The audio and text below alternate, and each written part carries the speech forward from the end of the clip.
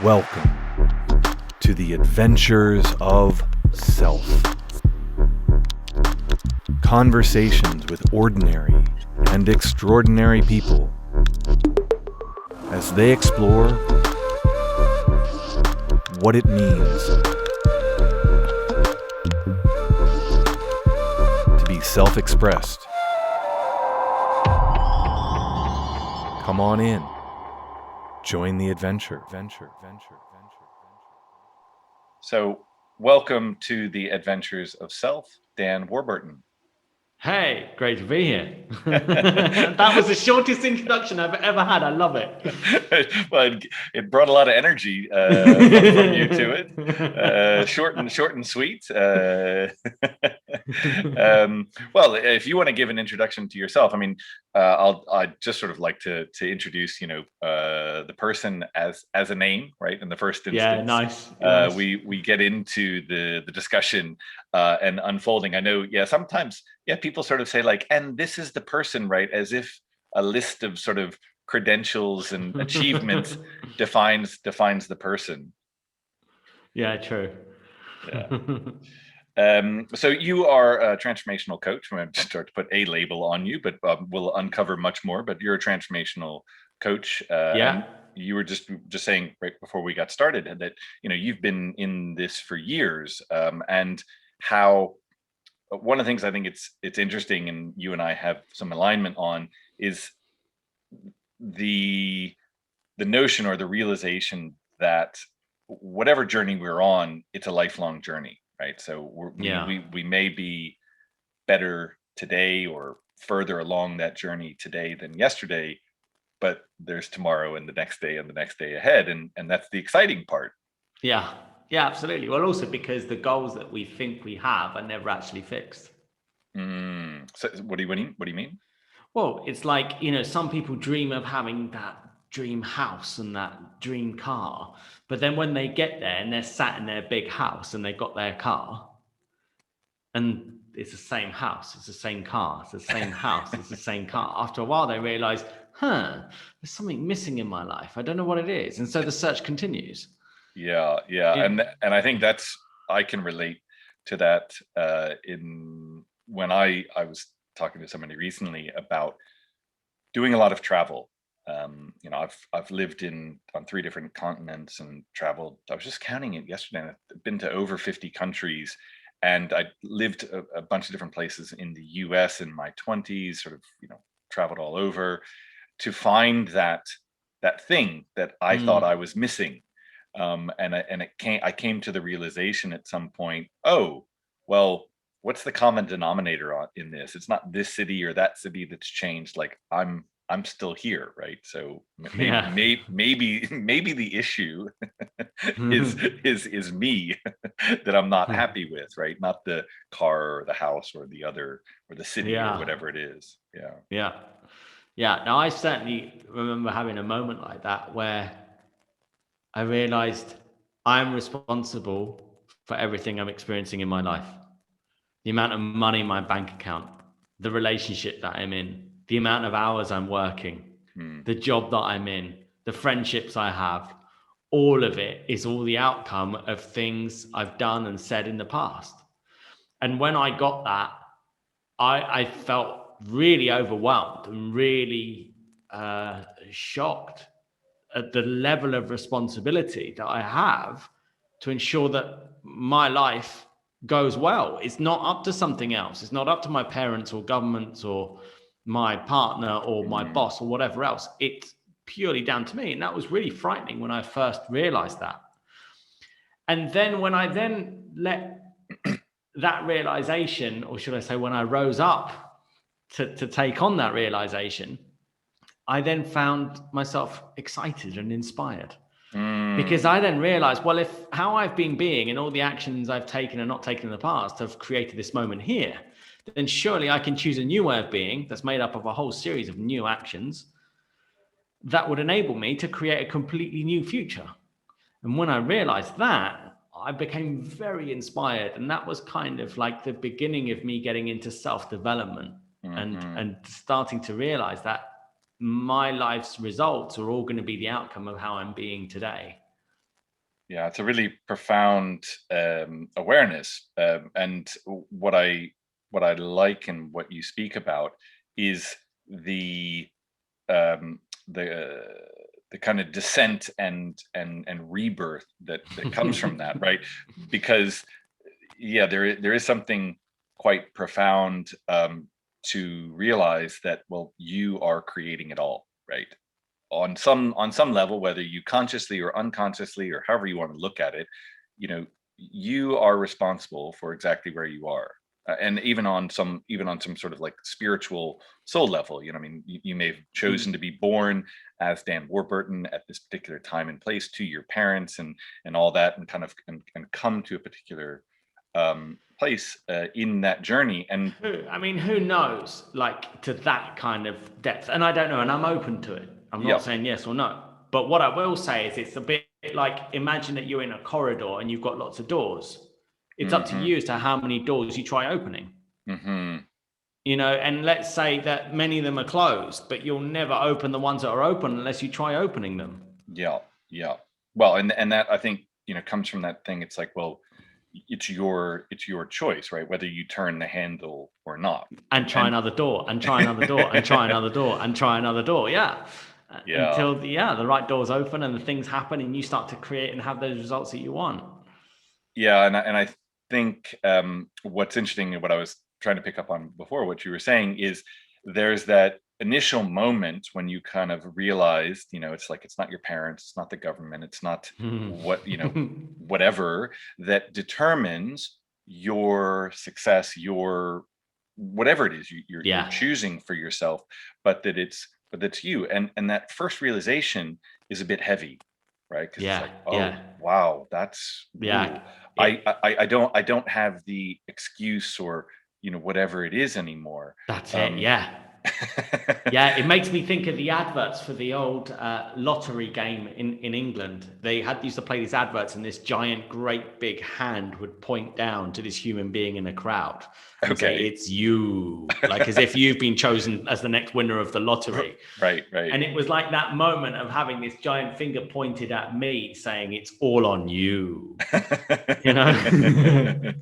And it was frightful. I mean, at first it was really frightful because I'd been conditioned with this habit of blaming circumstances around me. You know, my dad was too strict, my mum was too emotional, you know, my school teachers didn't give me the time I needed, I wasn't taught how to be an entrepreneur, you know, all these things I could continuously blame for why I wasn't, you know, where I wanted to be in life. And my self-discovery and journey of self-transformation brought me to discovering that was actually the outcome of a certain subconscious way that I viewed myself. And as I got deeper into it, I realized that way of avoiding responsibility and blaming others was actually because I didn't want to take responsibility for my results. Because if I did that and things didn't go to plan, the world could one day discover what I really am. And what I subconsciously thought I was I'm not good enough, nobody wants me. And that was then the beginning of the greatest transformation in my life that led me to be able to live the lifestyle that I have now. Yeah, really cool. And we'll get into that. But I just want to piece that apart a bit, because it, you know, I think you and I are very aligned in that sense, right? That there's some subconscious programming, and you can, as you say, we can get into a discussion about how that happens, or excuse me, or, you know, what triggers that. But you come to a realization as an adult, and maybe you come to the realization younger, but you know, I work with adults, so I think you only work with adults as well. I wouldn't necessarily bring this to people, you know, children. I think there are many people who can do that. That's not my forte and skill. But yeah, me neither. Yeah, but the point is that that sense of I'm not good enough, or, you know, people won't accept me.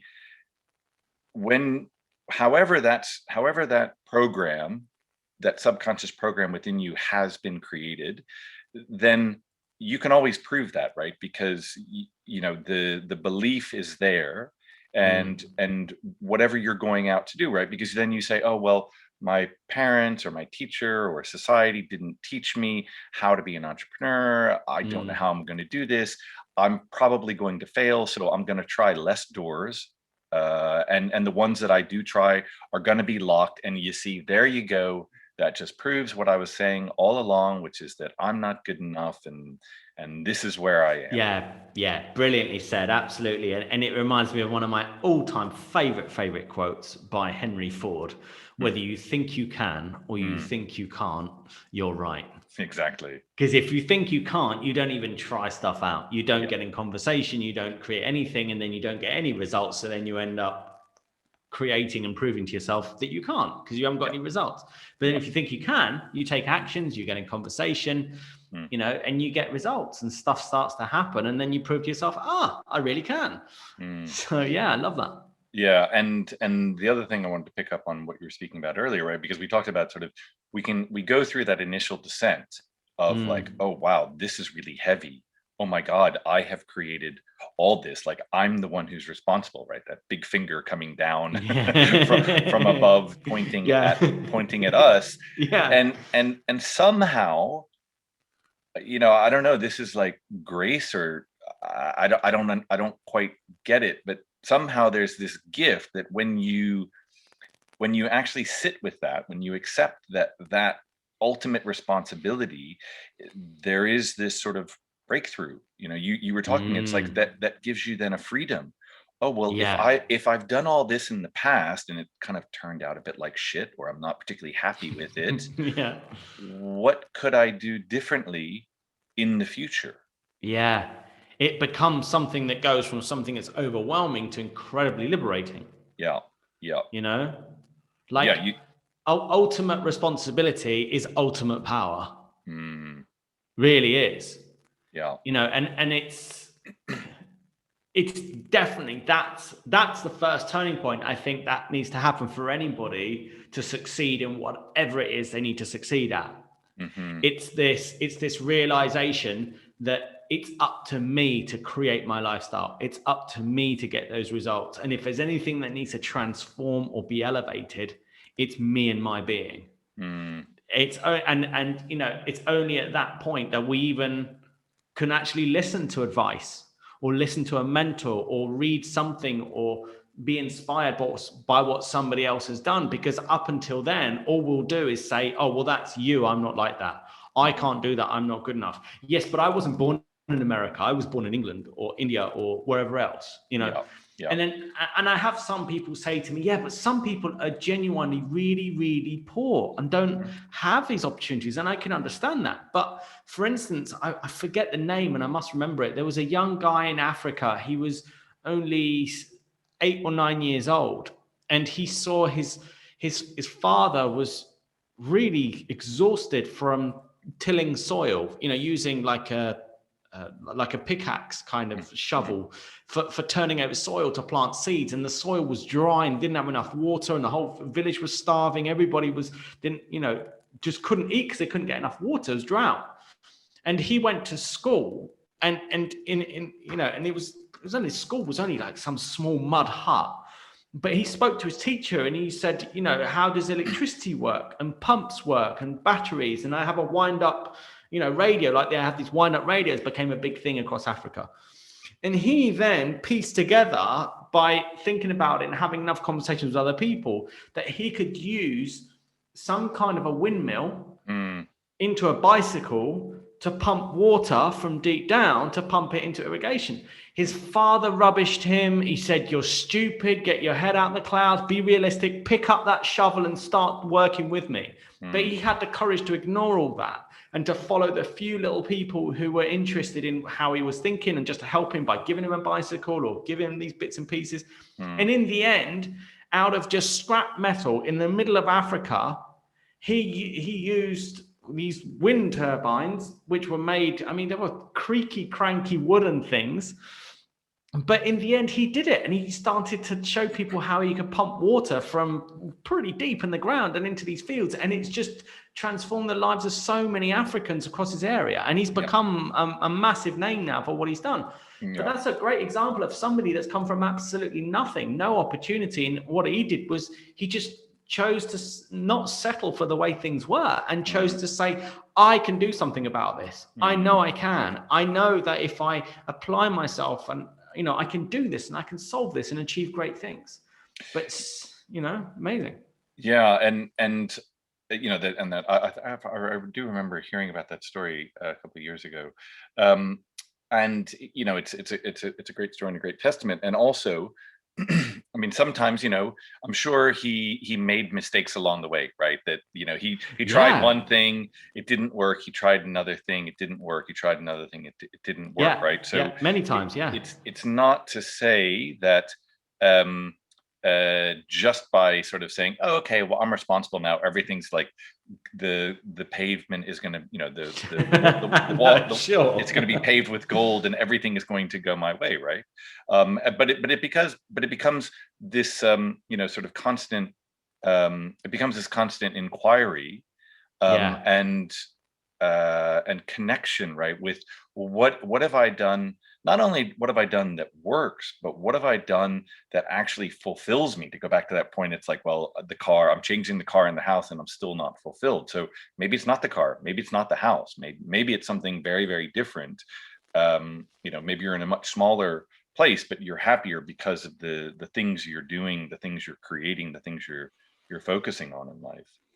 Yeah, no, absolutely. And it just, and it's an ongoing mindset. It's not just the first insight you have where I'm responsible. It's like, it's then an ongoing mindset. What can I do today? What's the most effective action for me to take today? And it gets hard when things don't go to plan, which they don't. Nothing ever goes to plan. That's the truth of it. Yeah. Well, best laid plans of mice and men, but I mean, it's just a piece of paper. You've written something down, but there's a one of my favorite sayings from my mum, she says, we plan and life happens. I love that, and so it definitely takes something, and it takes courage when things aren't going to plan, to, instead of just giving up or walk away or play small, is to ask, okay, that didn't work. What's the next most effective action? And when I don't know what it is to do next, who can I talk to? Who can I ask? Who can I have a conversation with next? And so on and so on. And then it just becomes this ongoing mindset to just maintain this focused momentum. Yeah, I think certainly speaking from my own experience, I grew up as an only child. I do have some sort of half siblings and step siblings that kind of came into the family later, but I grew up for first, say, 12, 13 years of my life as an only child. So I had a very independent mindset, which helps me in some ways, but I also created a bit of, well, I'm in this all alone, right? And I looked at a lot of things, when I look back at I don't grow up in my teens or 20s and 30s, I still had a very sort of, I have to do this alone and I have to do this all myself, which, when you're building your business, there is a reality to that. But at the same time, when you start, because what you were talking about, like when you start to reach out and ask somebody something, there is an immense resource. People actually do want to help, right? Either they either want to hear themselves speak, and share why what they've done works, or they legitimately are just like, well, I've kind of learned something, and now I'd like to share that with you. And there certainly are then people who want to take advantage of you or don't want to help you. But I think what I'm sort of speaking to is that when it's just an assumption, right? What I realized was it was an assumption that I'm alone in the world. And when I when I start to reach out and connect, it's one of the reasons why I've created this podcast, right? Is to work with others, to collaborate with others, to help engage and inspire many other people out there who may be looking at the things that they're doing, their house, their car, and being unsatisfied, and maybe coming to that realization of that they have created it all, and feeling overwhelmed by it. And part of it is to say, well, there may be a process in that, and that you go from that despair to ultimate freedom. Yeah, absolutely. And so, in your work as a coach, because I know you worked with thousands of people over I don't know how many years, but I've hit my 1,000 client mark. Yeah. Oh, amazing! That's really, really cool. Yeah. That's a nice sort of, I was talking to somebody. I guess, like, as a client, really, you can't take that back, right? Somebody can't say, well, they can say, they can stop working with you, but they can't say, I was never your client, right? I was talking to somebody about this in terms of social media, right? Because we have this sort of, it's nice, right? To get to a roundness, right? It's like, oh, I made my first 10,000 pounds, or my first million, or I got my first 100 likes on a post, right? Or whatever it is, or followers, and some of that you can kind of reach. Oh, I got 1,000 followers, and then somebody unfollows you, and you're back to 999. You're like, oh. But 1,000 clients. That's a great achievement. But I'll be clear, they're not all paid. Yeah, well, that's. It's like, well, then maybe at some point you reach 1,000 paying clients, but that's not the point, right? It's that. You've worked with a lot of people, and the breadth of that has given you a sense of what makes people different, and what makes people similar in their own journey to self-expression, to transformation, to success on their terms. So I'd be curious to hear your experience there. It's the greatest realization I have, which I write about in my book. It's that we all end up creating a reflection of what we subconsciously think we are and think we're not. And that quote I said earlier, from Henry Ford, whether you think you can or you think you can't, you're right, because you end up taking actions that reflect that image of yourself, and then you end up producing results that reflect that belief. And so, as I've got into these conversations with entrepreneurs that are, sort of procrastinating, struggling, they feel stuck, they're not able to break through a certain, ceiling of earning, or they can't seem to get a business off the ground, or they're stuck in a business, or they're finding it difficult to lead their teams in their companies. It always comes down to looking at what is it that they subconsciously think they are and think they're not. Because the thing that people don't understand is, like, and it's so funny because it's the simplicity of this. You imagine that you're in a race, bang goes the gun, and you start running, and everybody's so much faster than you. Then what are you thinking? I'm slow. Slow. Slow, that's right. Yeah. And it's totally fabricated in that moment, just because the way the world seems to us in that moment. And so if we all of a sudden, we see other people driving a Ferrari with a big house, and we kind of haven't got to that point yet, then we've got this experience of I'm poor, or I'm not successful, or I'm not good enough, whatever it is. And that happens right from when we're born up until this moment in time. That part of our brain is always doing this. It's always trying to understand where we are compared to an experience, so that then the brain knows how to survive it. And especially when we're younger, these subconscious, what I call subconscious interpretations of the world, become the most predominant base of our identity. And the most common one I find in conversation is I'm not good enough. It's always I'm not something. Because first we're born from nothing, and then all of a sudden we realize that we are separate to our mother. Then all of a sudden, if I am separate, then I am not her, then I am something else, then I am this. I am male, I am female begins. That's the beginning of this concept of I. And then as things happen, I'm what? I'm not good enough. I'm little.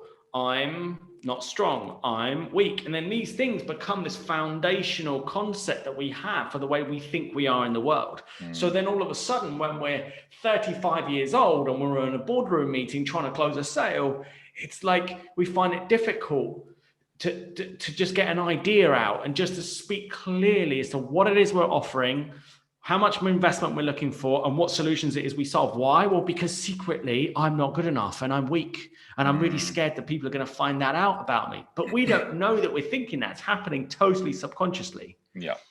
And so the work that I do is predominantly to take people through discovering what they subconsciously think they are and think they're not, and transforming that. Because I've realized and clearly seen that when we transform these subconscious disempowering identities about ourselves, we instantly start to take new actions that are much more effective, focused, and enable us to achieve things that are just quite simply miraculous to what we've known ourselves to be able to do before. And, you know, I've looked at strategy. I've looked at time management. There's no such thing as time management. Time is what it is. You can't manage it. It'll always move at the same rate. It's just down to what actions you focus on or not right now. But I've looked at all of this and I've clearly seen that success is made up of only 20% strategy and about 80% mindset. And that's where the breakthroughs happen. So I've just, in my commitment to wanting to succeed and create and live the most extraordinary life possible as an entrepreneur, and then naturally wanting to share that journey and have other people achieve their dream lifestyle, I've just found myself just working with people on this deep level, because I find that's where people get the results and the breakthroughs in their lifestyle and business. Yeah. I think you and I are very aligned on that, and we hadn't had much discussion before, but it's really nice to see the congruence there.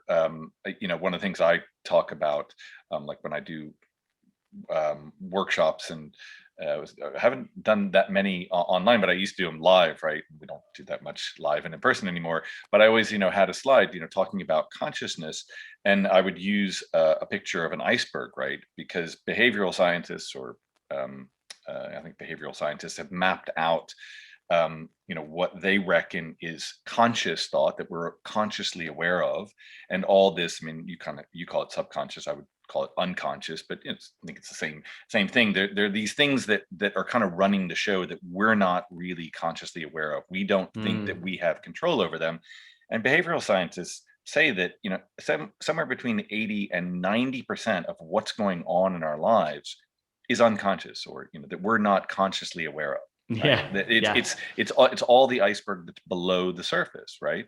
Yeah, and a lot of people they say, oh, but I haven't got anything like that going on. I haven't got any subconscious thoughts. And so what I say to them is, okay, imagine that you're in an audience with 5,000 people and you're listening to some speaker, and all of a sudden the spotlight travels across the top of the audience, lands on you. The MC runs over the microphone and says, hi, who are you? Can you please get up on stage and share with us for the next 5 minutes why you're here and what you're up to? How are you going to feel? Are you able to say, yeah, sure, why not? That sounds like fun. Or are you going to be sweating, feeling a bit anxious? If so, that's that subconscious story. Or if you can't walk up to somebody in a shopping mall that you fancy and you like, say, hey, I've seen you walking around. What are you doing this Saturday? I'd love to take you out for a drink. If you can't do that easily and have fun with it, then again, there's the subconscious stories. Or if you can't sell yourself effectively, then again, that's where these things come in the way. And now then people go, oh yeah, okay, yeah, now I see.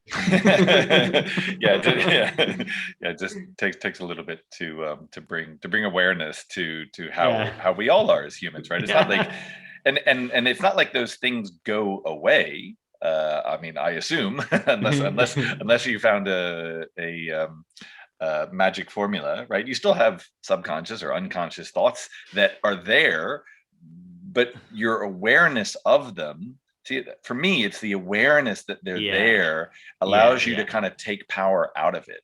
Yeah, it's like you still have more subconscious thoughts and more subconscious limitations. There's always more. Yeah. But when you discover like the key one that's holding you back from the level of performance that you need to succeed or whatever it is you're struggling with right now, and you become aware of it, like when I became aware of, I was subconsciously thinking I'm not good enough. It didn't mean that this experience of I'm not good enough just disappeared. It was still there, but I was aware of it. And then at that point, I then reclaim my greatest gift of human being. The being part of human being, the being is the ability to be how I choose to be. Being almost means choice. It's choosing how I be in the moment. So I had choice again. I could either choose to be, I'm not good enough. In other words, play small, hide, pretend to look busy just to look good and impress people, but never really get results and all of that. I can continue being that way, or I can choose to be how I need to be to create the results that I want. And before that, I just didn't have that choice.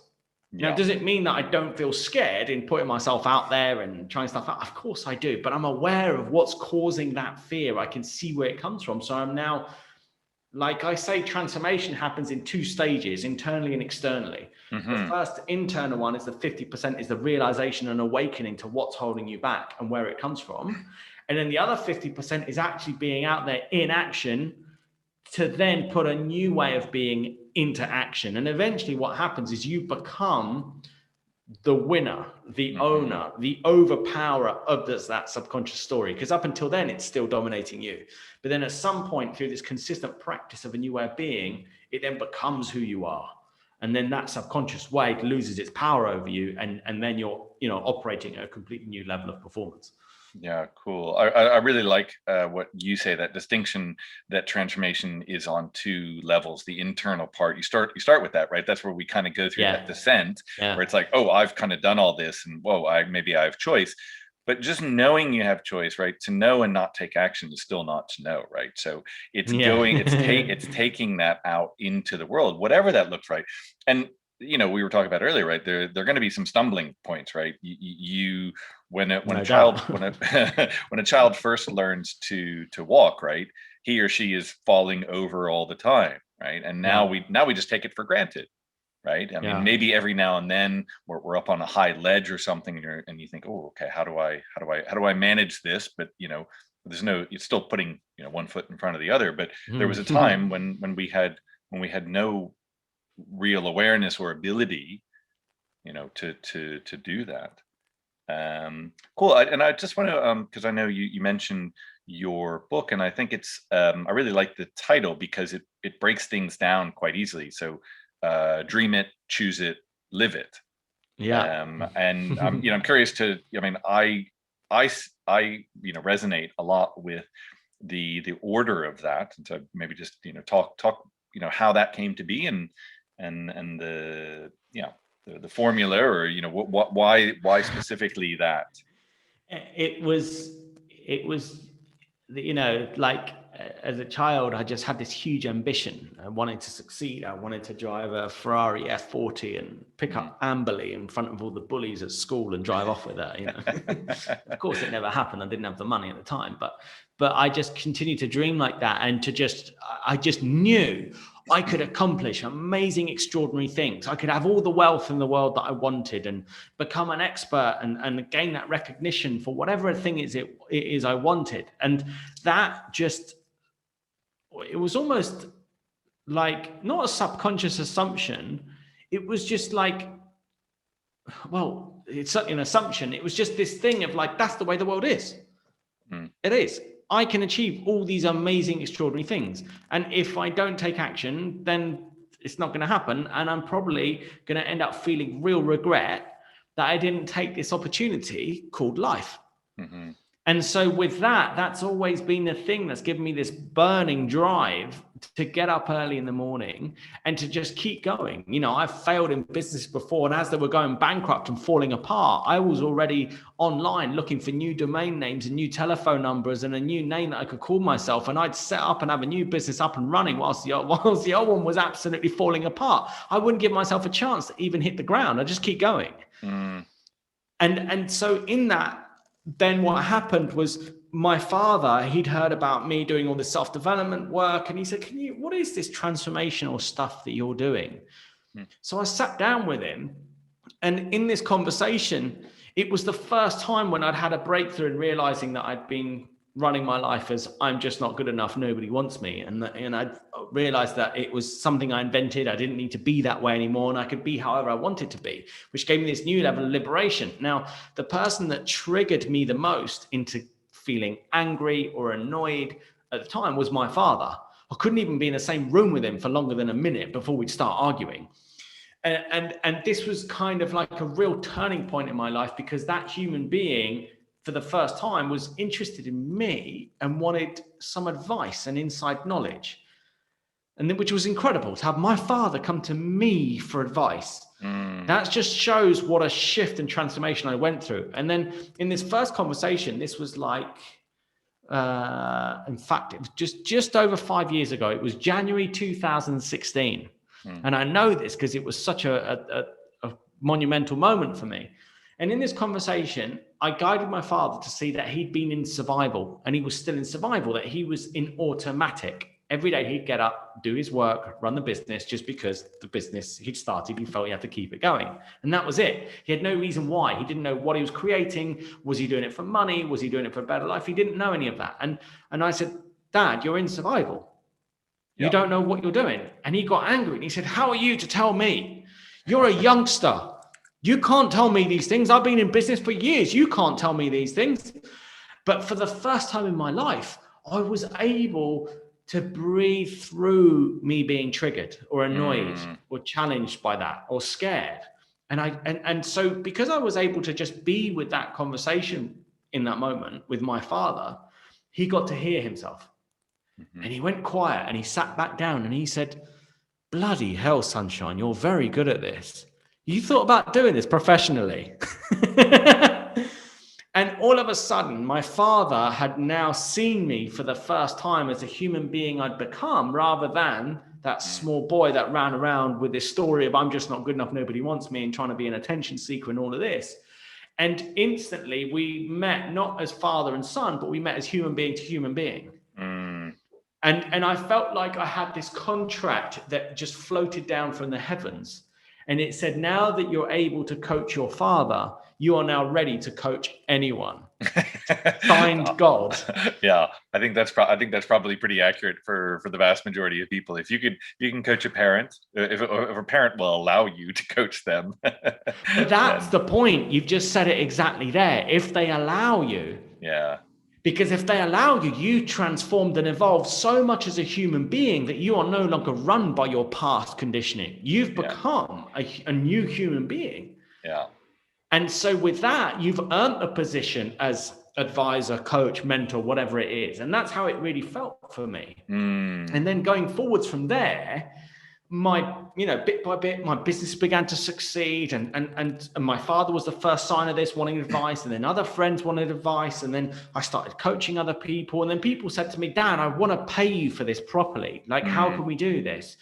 And I thought, all right, then, let's work out where you are now, where you want to be, and how long I think it will take, and how many conversations. And then that was it. Then made these proposals, and quite quickly I started to create one-on-one coaching clients. And that was in January 2016. I announced myself as a professional coach, and I've been self-employed as a coach, been able to travel the world and have this amazing life ever since. Yeah. But in that process of coaching obsessively, hours every day, so many people, I began to see these patterns. And the patterns for succeeding in anything that we want in life is, first, we dream it. And to dream something isn't like just, I want a house, I want a car. No, it's imagine yourself walking into that house, looking up, seeing the chandeliers, the beautiful staircase, going through the back, the veranda, the full panoramic sea views, embracing your wife, your husband, your partner, your children, kissing them, feeling successful, slim, slender, strong, walking out through the front door, pressing the button, the garage door lifts, there's your dream car and something else that you're restoring, like a project or whatever else. And then in the afternoon, you drive off, you meet clients. Where do you meet them? What's the view like? How much money are you getting paid? How are you working with them? How do you feel? And then lunch and dinner, and then your final thoughts of the day. So this is like this really dreaming the dream, this really living your ultimate day. If you're living your dream lifestyle, I call it an average day if you're living your dream lifestyle, because you wouldn't want to be on a holiday every day for the rest of your life.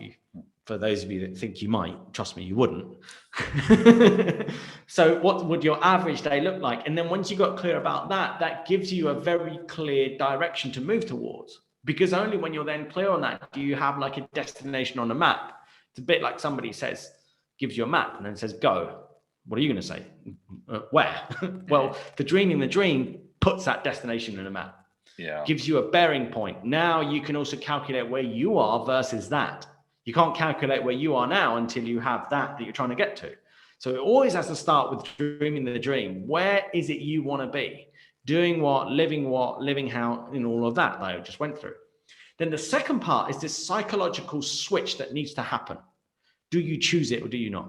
Do you choose to stay where you are right now, continually experiencing the same day, the same lifestyle? And it's very good to just assume that your life will more than likely always just be the same as it is now, unless something radically happens. Like people talk about having a near-death experience, and after that they realize how much they appreciate life, their loved ones, and they go and do incredible things. But let's not have to have a near-death experience. Let's just be honest with ourselves and get that. Unless we do something different on you, we're just going to continue with continuing what we're experiencing now. So there needs to be this switch where we choose, and to choose it is to then write that vision down as a bulleted list of what needs to exist for us to feel like we're living our dream lifestyle. What way, earning how much money, living where, what country, relationship, all of that. And then after that, once we've chosen it by writing it down, then the final stage of really choosing something is then working out what's this week's very most effective actions I need to take. And then begins the journey. And then I would say reevaluate that vision every 90 days and then recommit to this week's actions every week. Yeah. And so on. And then the living it is the consistency of continually setting goals or visualizing, keeping that vision alive and moving towards them every day, step by step. That's to live it, because the dream lifestyle isn't a destination. It's actually a way of being that happens today, because the way it was being yesterday is created today. So today, the way I be today will create tomorrow. So to live it is to live that vision as if like it's coming, it's happening, and I'm being how I need to be to fulfill that vision today. I can't start tomorrow. It needs to be today. And so I've discovered this absolutely wonderful, incredibly fulfilling thing that happens in our lives when we do that. We enjoy the journey so much that we're no longer so desperate or needy to realize those goals, because we become so certain it's coming because I'm being how I need to be to realize it, that then we enjoy the journey as much as its arrival. And that for me is living the dream. Yeah, and that's what the whole book's about. Yeah, cool. Yeah, I love the simplicity of the formula, and I love the structure of it. Right. There's a lot of integrity in that structure, because I think a lot of, we were sort of talking about, there's always something else out there that we think, oh, it's not that house, it's this other thing. And we get seduced by somebody else's picture of what we should want, or, we think, oh, well, yeah, that's what I wanted yesterday, but gosh, it's really difficult and I don't know how to do it. So I'll just give up on it. Right. So it just becomes like you go from wanting whatever it is, the house in Bali, to saying, well, we're going to take a 2-week vacation to Bali, to just having a screensaver on your computer of, well, this is where my dream house is going to be in 30 years when I get there, et cetera, right? And we kind of dilute the whole thing. And, I love the energy, that kind of visceral, really, it's not just saying, oh, I want a nice home, or I want a beautiful home, or I want a 6-bedroom home, right? It's like, no, like imagine what it is. And really be in, I talk about, being in the emotion of that, because that's emotion, right? When you're in that, what do your clients look like? What do your kids look like? What is the life that you and your partner look like, feel like, right? That's how to dream it. And a lot of people, we can do that, right? We can daydream and we can imagine all these things, and then we, probably going back to that sort of subconscious programming, we can say, yeah, but I'm not good enough. I don't have enough contacts or money, or I wasn't born in the right place, or I don't know how to do that. So, well, that's just a dream, and that's what other people do and create. Yeah, very well said. And often the telltale sign that somebody has some subconscious disempowering view of themselves and the world that's dominating them is that they dream a lot, but they never actually take actions towards creating and realizing it. And they've gone and subconsciously made themselves believe that because they're dreaming about it, it's happening. Yes. Yeah. It's very, I recognize that in myself, and it's very delusional, and it just seems further and further away. And what I love about, what you're talking about is you've got to bring it into the present. It's right? Choosing it. Exactly. Choosing it here and now. That's it. I'm doing this. Get out my way. Yeah. And one of the things I talk about is you don't actually know how that's going to happen. You can plan it out, but a plan is just some notes on a piece of paper. Yeah. Right? The map is not the territory, right? So you say, oh, I'm going to take steps 1, 2, 3, 4, 5, and in day 21 or in 6 years, this is exactly how it's going to look. Well, good luck if that's how that happens. I've never seen that, because what I've discovered in for myself and in my own clients, when you actually get to the sort of the finished product, or the service, or whatever it is, the book, the home, the family, it doesn't, if you went back to whatever you imagined and dreamed on day one, it wouldn't look like that, but it would actually be far better. Because it's like you do have whatever, you have like a weekly action plan, a 90-day plan, but you have to adjust that, right? I mean, there's always a learning in that. And I think in the choosing it, right, goes back to what we talked about at the beginning, right? When you see that, you are, whether you like it or not, whether you believe it or not, my assertion, your assertion, I guess a listener and whoever else can decide for themselves, but our assertion is you are choosing that on some level. So if you want your own fulfillment, if you want your own self-expression, whatever that is in the world, you don't have to want a Ferrari or a 9-bedroom house or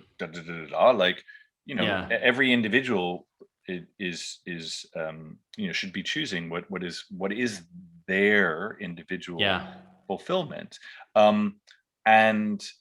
But it is in that choosing, right, that things open up far differently, because we think it's like, oh well, I've got to have the thing to be happy or to be fulfilled, right? But it's in the choosing and the living it that, in my experience, that the fulfillment comes and continues to come. Yeah, absolutely. It's this law of attraction thing, isn't it? It's like, if I dream about what it is I want and I raise my vibration, okay, so I can sit there going, Ferrari 488 piece of spider, Ferrari 488 piece of spider. I could just sit there for hours on end every day. It's not going to happen. The happen comes in the choosing, and the choosing is a being in action. Yeah. That's when stuff comes to life. That's when the rubber hits the road, as they say in your part of the world. Yeah, exactly. yeah, cool. I also, I just want to come back to something, because you were talking about this earlier, that distinction that we create, right, quite early on, right? That we subconsciously create a reflection of what we think we are. And specific, it's more generally that, when we're born, right, we don't really have, I mean, again, behavioral scientists, psychologists, right, a newborn baby doesn't know that it is not the universe, right? It starts to create because of something that happens with mother or father or whoever the caretaker is,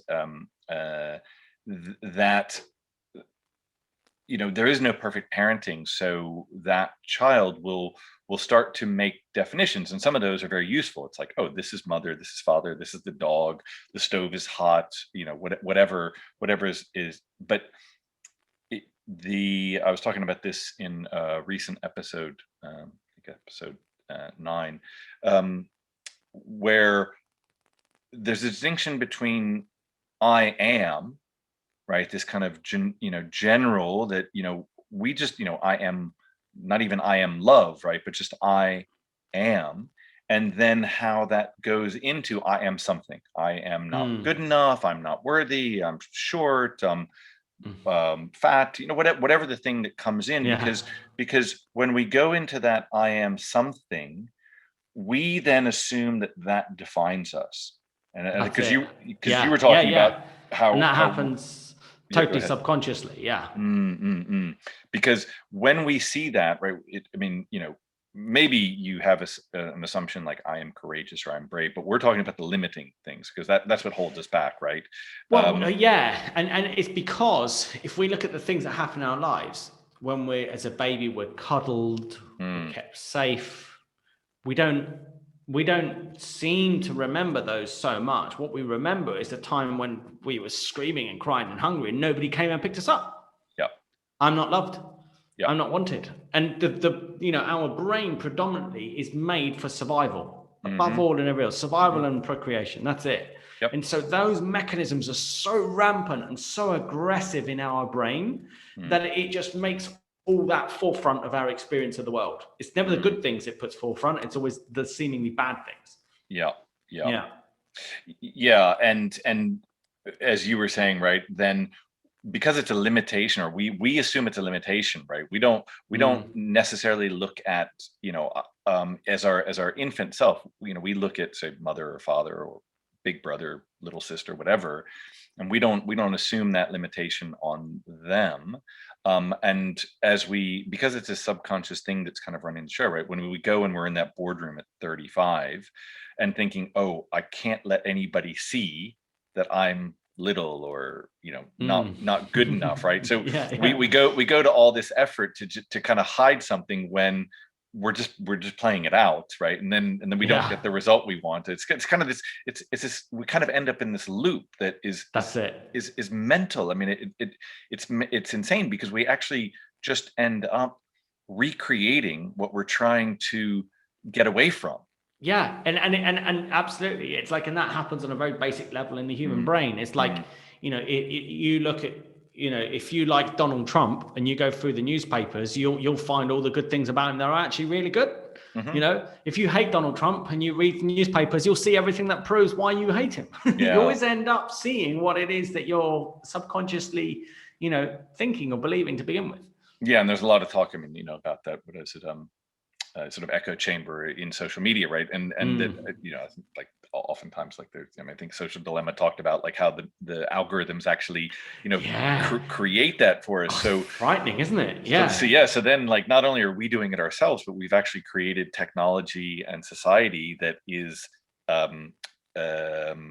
underpinning or reinforcing. And I've heard that it's the biggest cause of division in humanity.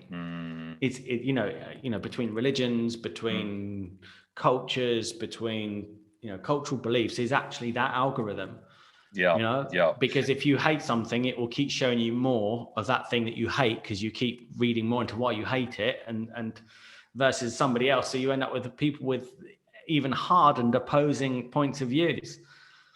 Cool. Well, let's try to bring it back to the fluffy good stuff where we're all love, rather than end on that, because I think what I believe, I've gone through a lot of my own personal division and pain and all that, and what I one of the reasons I work similarly as a transformational coach is because I believe that if everybody on the planet, it's a bit of a sort of kind of hippy dippy kind of love will cure everything, but I truly believe that if everybody on the planet were expressing the depth and truth of their heart, that first of all, this world would be a completely different place, and all those other things would disappear. Now, maybe that's a utopia that we never get to, right? And no, I totally, I'm with you, you know, and this thing of like, we end up seeing what it is that we initially believe, even though it might seem as something that's quite dark. I find it very inspiring and enlightening, because once I realize how the survival patterns in my brain works, I can then become their master. Until I'm aware of how they work, they'll dominate me. But then with that awareness comes this freedom of like, okay, so I need to be aware of when I think I have the answer and I think I know it all. And I need to be aware of when I'm in a conversation that I'm not listening or I'm not willing to learn, you know, because then that's a sign that I've lost myself in my own beliefs and my own survival, protecting this fortress of beliefs that's made me comfortable. And so with that, it's then set me free to be able to live a life where I take a pinch of salt with everything, as they say in England. Like, if somebody says the government is doing this, I don't say that's not true, and I don't say it is true either. I say maybe, you know, but also for the good things as well, so that I'm in this place of consistent growing and seeing and learning things, rather than that definite in or out, black or white mechanism in my brain just takes me over and dominates me. And it's given me an incredible freedom. Now, you know, in this life, I don't think we achieve much if we are not opinionated in any way, because we need to go out there and cause waves in our industry. We need to be leaders. We need to ruffle feathers, you know, and I certainly stand for doing that. But for my own self-development and growth, I think it's key to be in this, what in Buddhism is called beginner's mind. And I think that's key to success and to growing. Yeah, I mean, the word that came to me as you were speaking is humility, right?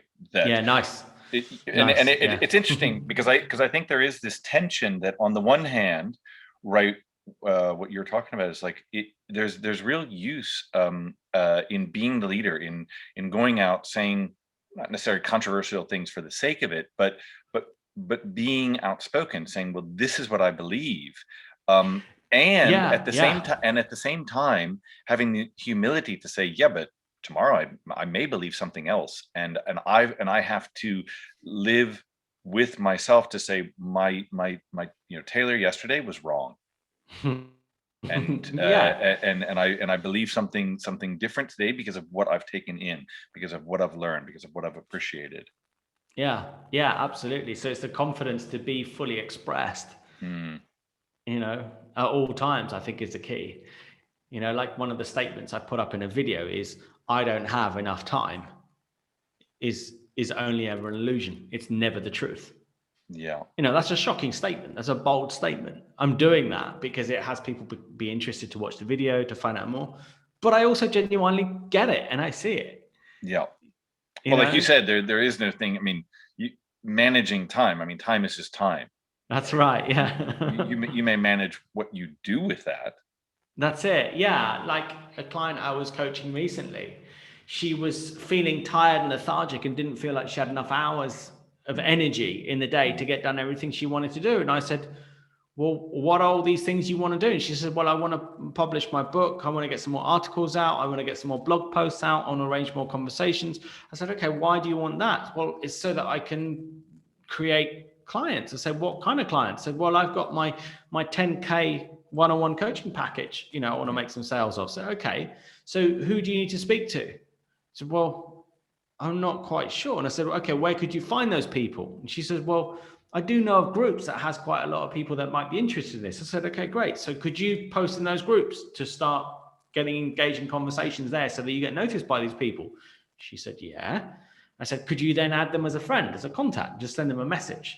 She said, yeah. So could you then maybe start a conversation, and then at some point, if they show interest, offer them to get on a call with you? She said, yeah. And I said, well, when they're on a call with you, could you not just give them an amazing experience of you serving them? And then if they show interest to know more, then make them an offer for your 10K coaching. And I said, so where does writing the blog post, where does writing the book, where does all of that come into that? And then she just went, oh. So she created all these things that she felt she had to do in her time, but that's not needed. What she needed to get clear about is what is the one result she wanted and what is the most effective action to get there. That's it. Yeah. Now you're doing what's experienced as bending time. Yeah. I mean, and what I like is in that story, right? It's like you get clear on what it is you actually want, because the thing of writing the book or the blog posts, what you uncovered in that, and that may not be true for everybody, but for her in that instance, is that's trying to prove something, because that's what you think, that's how you think you need to look in order to get those types of clients. That's it. Yeah. Maybe that's true, maybe that would do it, but if you're too tired and overwhelmed and all this, then maybe it's not the true focus and true action for you. Yeah, I mean, what I'd say to it is, if somebody's burnt out and exhausted and tired, it's like, well, what life are you creating? Yeah, because a burnt out and tired life. Yeah, it's like, you wait until you do succeed financially, but you're exhausted and burnt out and tired. And I guarantee that whatever's had you earn that money will need that kind of level of input. Yeah. Not that. I'd rather be homeless. Well, yeah, exactly. Like I reminded of, and you hear about this, but I worked in corporate law for a number of years, and knew people who were, at a very high level of work, whether in law or finance, and very, very smart, very capable, very well off. And certainly not everybody, but there were a significant number of people I knew who it was never enough, right? And they were quite miserable in that, because if I made $1 million last year, well, I need to make 2 million, or I need to make 5 million this year. If I made 100 million last year, well, I've got to make 500 million this year, right? And you're on that kind of treadmill. Not that you're doing it because that's what you truly want. But because it's like, oh, I've got to be, and that's the same thing. It's like, I've got to write the blog post and I've got to write the book, because when I look out on, when I look at Dan, when I look at social media, when I look at something else, they have the book and they get these types of clients. So therefore that must be what I have to do. Yeah, absolutely. Like somebody else that I coached, she was a very, very high level lawyer, and but she was burnt out, she was exhausted, and she was tired, and she had so many qualifications. And when we began doing the work, she remembered something that happened to her when she was 7 years old. She was in the classroom, and the teacher asked her a question, and to the class, and she put her hand up. She got chosen, and she called out the answer, and the teacher said, "No, silly, I've gone through this 3 times. It's not that." The whole class burst out laughing. From that moment, she got this way of viewing herself and the world, which was, I'm stupid. So she embarked on this journey in her life to prove to herself and the world that she's not stupid. And she started to ace and get A's in all her, qualifications. She went to a PhD, got an A, did a second PhD, got an A, a third one, got a, top grade in that one as well. And then after that, just went on to becoming this lawyer, really high kicking, ended up top in the industry, but was just constantly never fulfilled, never satisfied. It was never enough. There was always the next thing. Why? Because secretly she thought she was stupid. And that whatever she did, she was never going to be fulfilled. Why? Because she was stupid. But once we did the transformational work, she saw that she invented that it wasn't true. And that had been subconsciously dominating her. It freed herself of it. And she then managed to settle into a much more relaxed pace of life. And now she shifted from offering people solutions in law, but actually solutions in leadership, to save people from having to go into heavy disputes. Awesome. I think what I love about sort of transformational work and in the work I do, what I've done with my life, myself, and hearing you, and as I work with other people, is the opportunity, the potential it opens up for people to connect with, like I've connected with my own legal past, right? I and work with business leaders to help them, like you saying, right? It's like, well, how do we want to lead our lives and the society that we create? And I don't believe I would be able to do that if not for the past I had working high level corporate environments. And that's not to say that that's necessarily a good thing or a bad thing. It's just that's my experience, right? And what I love about transformation as a basic premise is that we've all gone through individual experience, and when you go through a transformational system, model, work with me, you, anybody out there, right? I mean, there's many ways to get, all roads lead to Rome, maybe, right? But you got to get on the road, right? And when you're on that, you really start to see, like, you take all the experience, all that you have that meant something, that defined you in a particular way yesterday or in your mind or whatever, and you can then say, yeah, but I can then choose what to do with that, what I create with that experience, right? It doesn't define me. It's just another tool in my tool bag. Yeah, brilliant. I think a lot of people get into this trap, which is like, well, I've invested so much time in this business, or I've invested so much time in this skill to get this qualification. I can't go and change career now. I can't go and do what makes me happy now. But actually, I've found that everything I've done in the past, for instance, as a transformational coach, has really helped me out. Trying to become a handyman, it meant knocking on doors, but before knocking on doors, I had to handle my mindset and I had to have the courage. I had to get over myself just to knock on doors. And then I had to say yes to jobs that I thought I might not be able to do that well, but just say yes and, practice and just get good at it, and just, apologize if I had to make a mistake, and pay someone else to go and repair the mistake if I made any, if ever it happened, just that kind of mindset. And then from trying to become a massage therapist, and then, teaching Italian, and, Photoshop, and then editing work, and, all these other business ideas, 24-hour emergency plumbing, and, graphic design, and website design, all these things I've done. I've just followed my passion, and I've never been worried about stopping what I'm doing to start something new, because I've just seen that the journey is so important. It's as important as the destination. And with that, now what I'm doing is all those things I've done and experienced have all given me a color that I bring into my work now.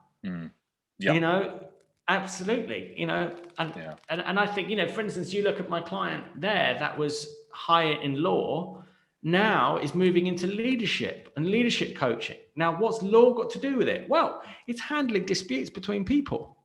It's handling conversations that are heated. She's now becoming a specialist of having people elevate their communication so much they never even get to those heated conversations or dilemmas. So all of a sudden, what seemed like it's a waste of a whole career she's built up, actually, if you look at it, it's totally giving her a whole new level of expertise in a leadership coach within the corporate sector. Yeah, amazing. Yeah, cool. I think that's a pretty good summary of kind of like, I know we could go on for quite a bit. Is there anything else that you want to end with or leave with? No, I think, it's just the overall message. I think people need to get, especially right now when we're going through such, times of challenge and change, is to know that your destiny is always in your own hands. It's like Britain was getting, stuck in lockdown and all of that. So I moved to the south of Spain. I'm by the sea now with warm weather and amazing sea views. England is still going through its complaints. I'm not. Why? Because I chose differently. Yeah. And I mean, I think some people might say, oh, well, you end up, it's interesting. You could easily come back to something and say, oh, well, Dan's got money, Dan's got connections, Dan's got this or something. But it's goes back to there's an assumption, right? If you assume that you can't do that, like you said, then you'll prove that. You can or you can, right? It's not, but because there are always external circumstances, right? I mean, I'm living in the UK, right? And I'm living through lockdown, but actually I found it to be one of the most productive periods in my life, right? Because there is an external reality of shops aren't open, and I just focus on my business, right? I mean, I created a podcast and whatever, and all these other things, right? Because there are things that I want to, there are things that I'm dreaming, there are things that I'm choosing, and now I'm living them. Yeah, nice. Yeah, brilliant. And it's that thing, are you living in this world where you think the world is happening to you, or are you happening to your world? Yeah. It's that responsibility. Yeah. But what I'm saying is like, I wasn't able to just move to the south of Spain. Yeah. I had to get a lot of stuff in order. Yeah. I had to transition completely online, and I had to start earning money online. And then I had to meet the right person who was willing to travel, to have the right baby at the right time, with the governments, with all the immigration from my wife's Malaysian to then England, to then Spain, all of this. I had challenge after challenge after challenge.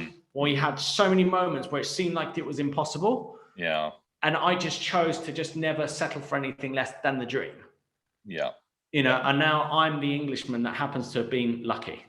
Yeah, and it's really helpful for you to spell that out a bit more, because I'm sure you could go on for there's months of that in there, because and that's what's really helpful, because it's not the specific thing, it's that there is something you dreamt that you chose and you're living it, and it can sort of seem like, oh well, yeah, Dan has this or Dan did that, but there's always obstacles and hurdles that you can see. Oh well, this is, now I can't do it, now this isn't possible, now this isn't there, and like you said, right, if that's what you choose to believe, then that's what you'll create.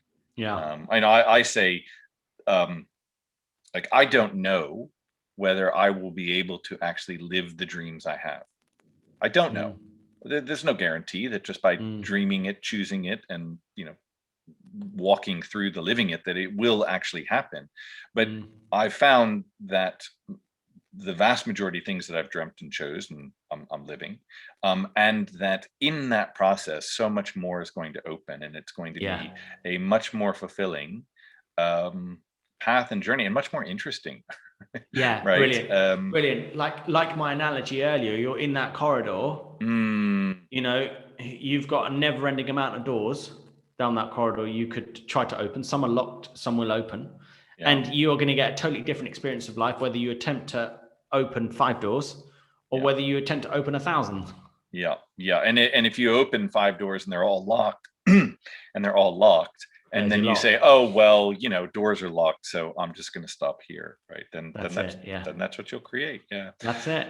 Cool, amazing. Well, I love, what I love about this is often I find that in the conversation we kind of come back to where we started, which is a beautiful thing. Nice. But we're in a different place, and we've gone through a journey individually and collectively, an adventure. Nice. Cool. Well, thank you, Dan. Thanks for coming on the show. And just really quickly, I'll put it in the show notes, but where can people find out about you? danwarburton.com. danwarburton.com. There you have it. Yeah. If they go there, they can schedule a complimentary session or get a copy of my book. Fantastic. Thanks for coming by, and best of luck in all, well, not even luck, best of choosing and living. Best of choosing. Love it. Yeah, I wish you, I like that. I'm going to take that. I wish you the best of choosing. Exactly. Yeah, love it. Yeah, great. best choices for today and tomorrow. Nice. And thanks. Thanks so much. Bye. Cool. Thanks for listening. If you like what you heard, go on, be adventurous. Click the subscribe button. And join us next week for a new adventure. Until then,